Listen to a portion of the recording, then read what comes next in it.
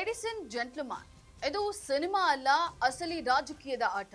ತಮಿಳುನಾಡಿನಲ್ಲಿ ವಿಜಯ್ ಅಬ್ಬರಕ್ಕೆ ದ್ರಾವಿಡ ಕೋಟಗಳೇ ನಡುಗ್ತಾ ಇವೆ. ಆಂಧ್ರದಲ್ಲಿ ಪವನ್ ಕಲ್ಯಾಣ್ ಕಿಂಗ್ ಮೇಕರ್ ಆಗಿ ಮೆರೆಯುತ್ತಿದ್ದಾರೆ. ಆದ್ರೆ ಕರ್ನಾಟಕದಲ್ಲಿ ಮಾತ್ರ ಸೂಪರ್ ಸ್ಟಾರ್ಗಳು ರಾಜಕೀಯಕ್ಕೆ ಬಂದ್ರೆ ಜನ ಯಾಕೆ ಸೈಲೆಂಟ್ ಆಗ್ತಾರೆ? ಬೆಳ್ಳಿತೆರೆಯ ಬಾಸ್ಗಳು ಮತಯಂತ್ರದ ಮುಂದೆ ಯಾಕೆ ಸೋಲ್ತಾ ಇದ್ದಾರೆ? ಈ ಬಗ್ಗೆ ಕಂಪ್ಲೀಟ್ ಡೀಟೇಲ್ಸ್ ಅನ್ನ ಕೊಡ್ತೀನಿ. ಎಸ್ ವೀಕ್ಷಕರೇ, ನೆಲ ಜಲ ಭಾಷೆಗಾಗಿ ಪ್ರಾಮಾಣಿಕ ಪತ್ರಿಕೋದ್ಯಮ. ನೀವು ನೋಡ್ತಾ ಇದ್ದೀರಾ ಫೋಕಸ್ ಟಿವಿ. ನಾನು ಪವಿತ್ರ.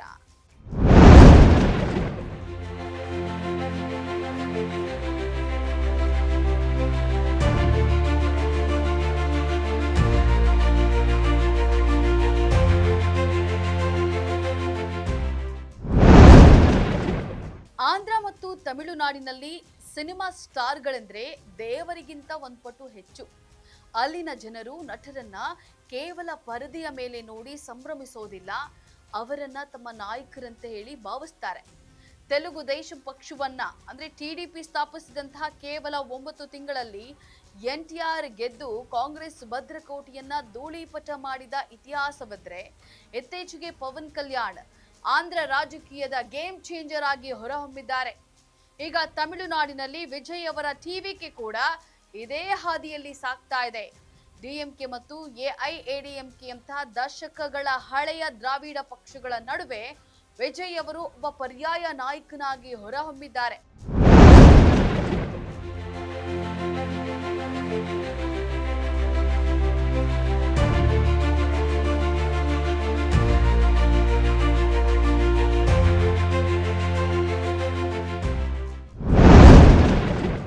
ಆದರೆ ಕರ್ನಾಟಕದ ಚಿತ್ರಣವೇ ಬೇರೆ.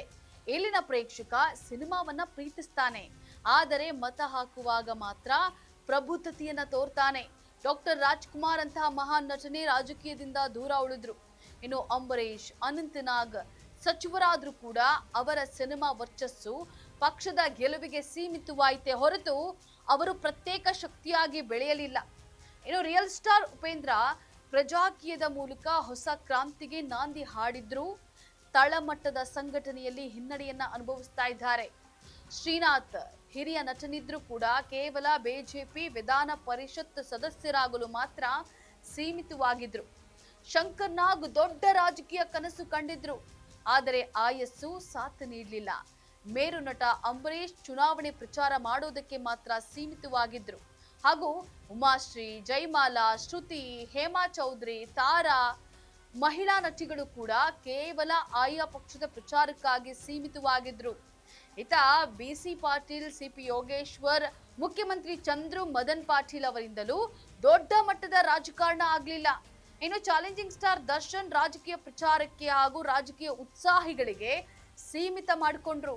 ಇತ ಕಿಚ್ಚ ಸುದೀಪ್ ಕೇವಲ ಬಿಜೆಪಿ ಪ್ರಚಾರಕ್ಕೆ ಮಾತ್ರ ಸೀಮಿತವಾಗಿದ್ರು. ಇನ್ನು ಪವರ್ ಸ್ಟಾರ್ ಪುನೀತ್ ರಾಜ್ಕುಮಾರ್, ರಾಘಣ್ಣ ರಾಜಕೀಯದ ಕಡೆ ತಲೆ ಹಾಕದಿದ್ರು. ದೊಡ್ಡ ಮಟ್ಟದ ನಟ ಕರುನಾಡ ಚಕ್ರವರ್ತಿ ತಮ್ಮ ಪತ್ನಿ ಗೀತಾ ಶಿವರಾಜ್ ಕುಮಾರ್ ರನ್ನ ಸಂಸತ್ತು ಪ್ರಚಾರಕ್ಕೆ ಭಾಗಿಯಾಗ್ತಾ ಇದ್ರು.